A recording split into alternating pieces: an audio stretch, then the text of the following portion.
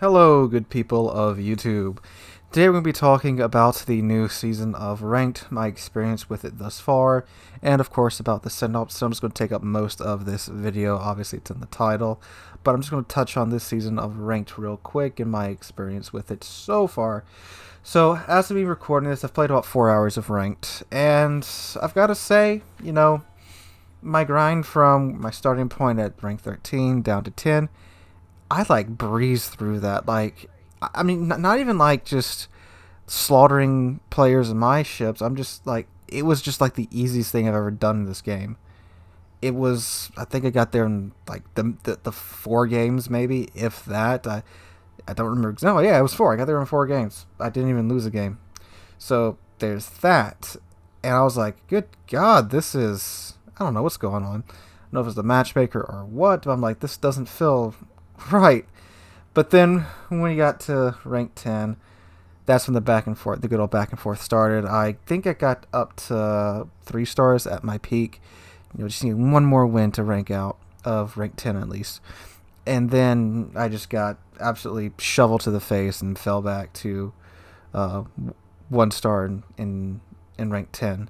I never got below 1 star, except for when I first got to rank 10.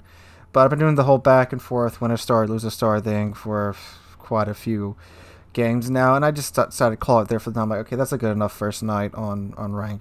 I'll keep going tomorrow, and that's where I'm at right now. So about 4 hours in, it feels better than the last ranked season for sure.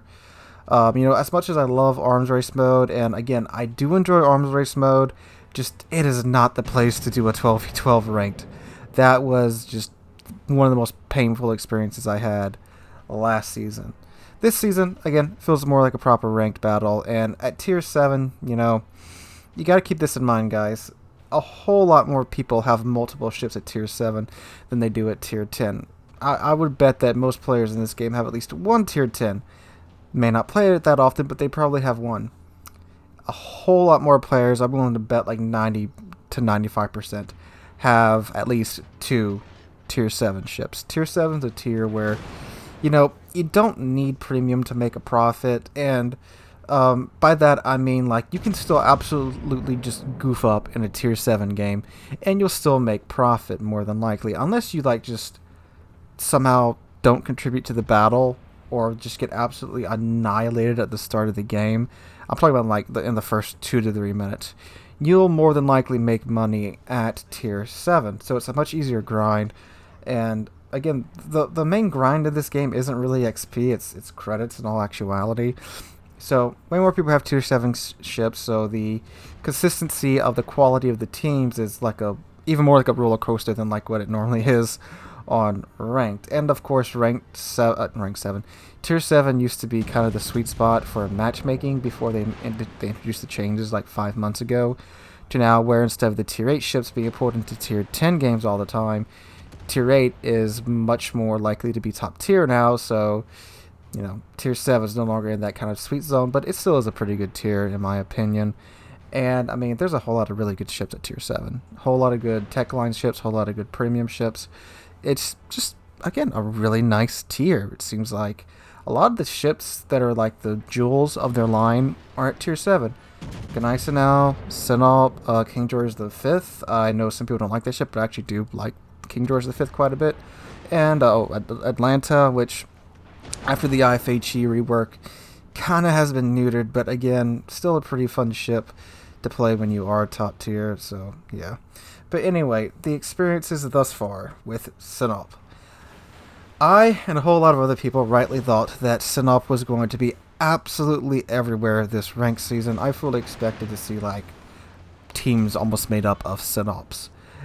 And I am very surprised to report that in what I've played so far, keep in mind, I played this on the first day of ranked. And unless like all the Sinop players have like absolutely gotten down to like rank 7 already, I haven't seen any. Besides myself. Like, I am dead serious, guys. I have just seen only myself in my Sinop. And matchmaking is supposed to match you against your exact same ship. And I'm playing in the afternoon, not at like 11 o'clock at night or 6 o'clock in the morning. I'm playing in the afternoon now, and it's like, where are all the Sinops? I thought there'd be a lot more, honestly. And from playing the Sinop, it's not as crazy as I thought it was going to be, and I think a lot of people thought it was going to be, because it did get nerfed twice, I believe, both to its Sigma a few patches ago. Nothing extreme, it's lost zero point 0.2 Sigma. And I can kind of see, well, no, I can't kind of see, I can really see it actually.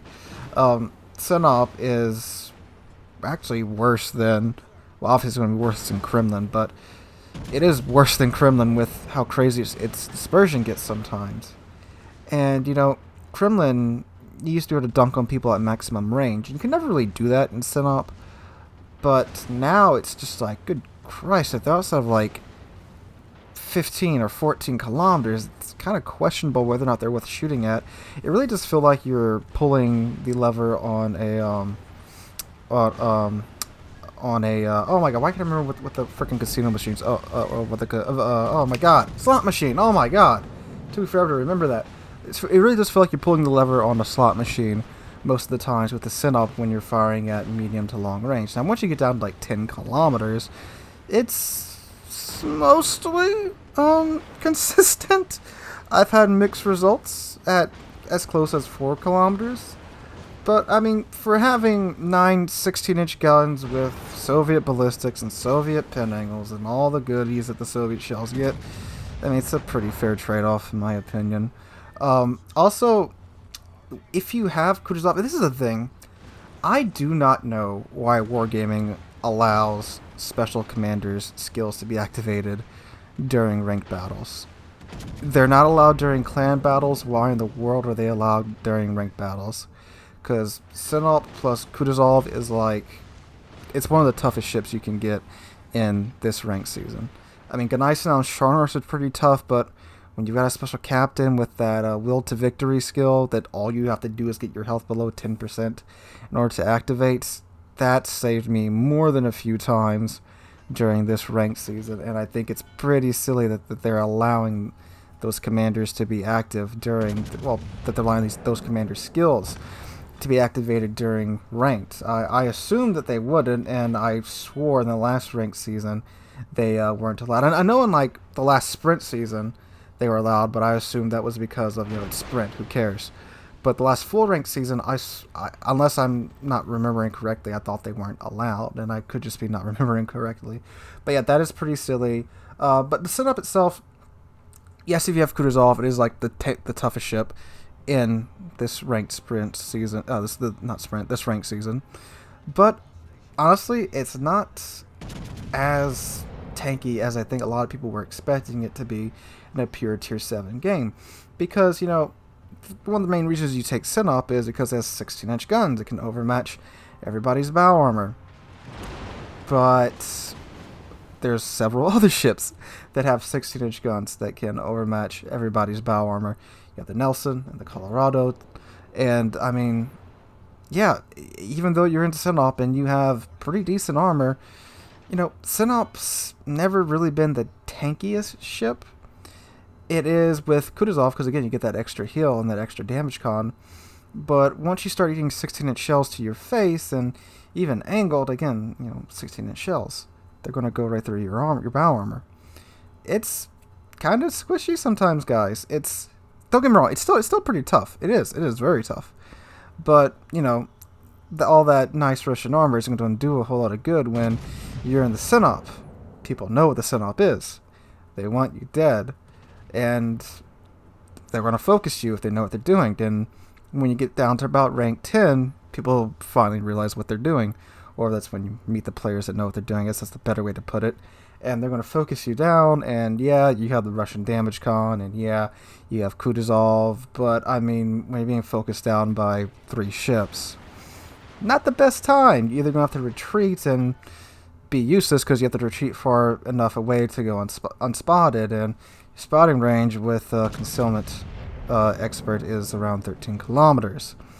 Again, that's the edge of your effective quote-unquote range with the Sinop. And any range past that, you're really just going to be, again, pulling the handle on a slot machine and hoping that your shells connect. And when they do connect, you're going to have to hope that they don't overpin, because again, you have 16-inch guns at tier 7 with Soviet ballistics.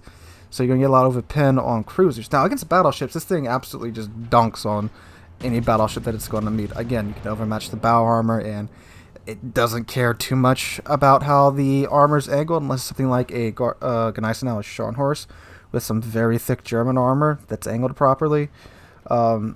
Or Nelson. If Nelson knows how to angle properly, again, it can bounce these shells, again, if angled properly. So it's not quite the monster that I and several thousand other players thought it was going to be, but it is still strong, and I would still say it is probably the best choice for clan battles, especially if you do have Kutuzov right now.